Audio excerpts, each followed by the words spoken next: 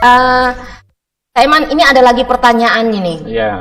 Dari Tribuners melalui Tribuners. Facebook atas nama Intan Pani. Katanya, Pak, saya mau tanya mengenai masalah sengketa tanah yang terjadi di Kupang minggu lalu. Kak Iman. Kedua belah pihak mengatakan bahwa tanah ini milik mereka berdua. Ya. Yang masing-masing pihak sudah memiliki sertifikat tanah. Ya. Berarti ada 2 sertifikat nih Kak Iman. Boleh. Terus yang menjadi pertanyaan saya, bagaimana cara menyelesaikan persoalan sengketa itu tanpa merugikan satu pihak? Terus apakah memang bisa ada sertifikat yang ganda? Ya. Bagus ya, menarik. Ya, memang Ya. kadang di lapangan ditemui. Jadi sertifikat kenapa bisa di atas satu bidang tanah terjadi 2 sertifikat? Banyak. Supaya tidak saling merugikan,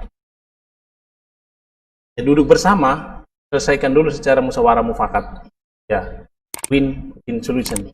Kalau tidak bisa lagi, berarti di pengadilan. Disitulah akan ditelusuri sertifikat mana yang paling benar dari 2 itu. Paling benar. Biasanya dilihat mana terbit duluan. Ya, terbit duluan. Dan yang duluan itu apakah sudah dibatalkan atau belum? Hingga terbit baru lagi. Ya. Apalagi apabila di dalam satu sertifikat ada beda, 2 sertifikat itu beda nama. Ya, bisa terjadi. Itulah. Kalau misalnya permohonan awal itu dengan tidak jujur, biasanya akan terjadi masalah seperti itu. Dan semestinya satu bidang tanah, satu sertifikat. Dan hampir jarang terjadi, kecuali ya oleh oknum tertentu yang bermain. Oknum, ya, kita ngomong oknum misalnya pertanahan, terbitkan sertifikat di atas sertifikat, itu bisa terjadi. Tanpa sertifikat, tadi Kak Iman bilang apa? Tarik ya? Tanpa jadi ganti dari matikan. Ya, jadi ada oknum yang bermain yang memang punya akses untuk menerbitkan sertifikat di atas tanah yang sudah ada sertifikat. Itu bisa terjadi. Berarti cara penyelesaiannya kalau tidak bisa, tadi Kak Iman bilang tidak bisa keluargaan ke pengadilan, artinya bukan hanya 2 pihak ini ya yang terlibat, pasti oknum BPN itu bisa saja dia oknum juga menjadi ya. Bisa saja oknum itu diambil. Nah, jadi pengadilan lah untuk bisa mengurai riwayat atau asal usul sertifikat itu. Tapi kan kita tahu Kak Iman kalau perdata di pengadilan ini akan lama dibandingkan dana. Jadi sebaiknya kekeluargaan ya. Sebaiknya diselesaikan kekeluargaan. Kalaupun itu ada kekeliruan pada saat penerbitan atau proses sertifikat, ya suka tidak suka ganti rugi. Ya, suka tidak suka ganti rugi. Dan ingat bahwa pembeli beretikat baik itu dilindungi. Beli yang beretikat baik dilindungi. Itu dilindungi. Beretikat baik tadi yang Kak Iman bilang harus menyampaikan secara jujur ya. Asal usul tanah itu. Bukan. Kalau orang yang membeli, yang membeli dengan harga yang pantas melalui PPAT atau melalui lelang, itu dilindungi. Pembeli. Walaupun tanah itu hasil tipu-tipu. Hasil tipu-tipu. Berarti harus ganti rugi ke pembeli. Iya, harus ganti rugi. Dan itu banyak juga terjadi di Kupang. Ada. Baik, Kakak Intan, penjelasan dari Kak Iman hal yang Iman kembali ke perjanjian setelah nikah itu. Perjanjian setelah nikah. Apakah juga bisa perjanjian setelah nikah itu cantumkan anak-anak juga, bukan hanya suami dan perjanjian setelah nikah itu hanya buat oleh suami istri atau calon suami istri. Jadi dia hanya mengatur tentang harta yang akan diperoleh dalam perkawinan, mengatur tentang pengurusan pendidikan anak-anak, juga mengatur tentang biaya rumah tangga. Oh, sampai detail begitu? Ya, bisa. Juga mengatur tentang ini perhiasan yang dipakai istri. Jatuh suami begitu. Jadi saya bisa.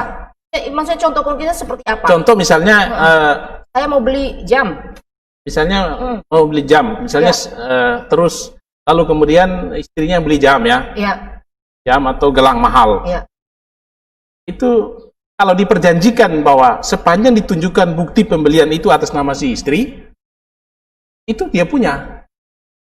Ya. Berarti perjanjian nikah itu bisa dibuat sewaktu-waktu ya, tidak hanya satu kali ya kayak mungkin 5 tahun kemudian saya ada punya lagi, saya buat lagi, bisa? Ya, satu kali saja. Oh, satu kali saja. Jadi nanti diatur satu kali saja. Jadi misalnya waktu menikah itu notaris sudah ngaturnya. Ya.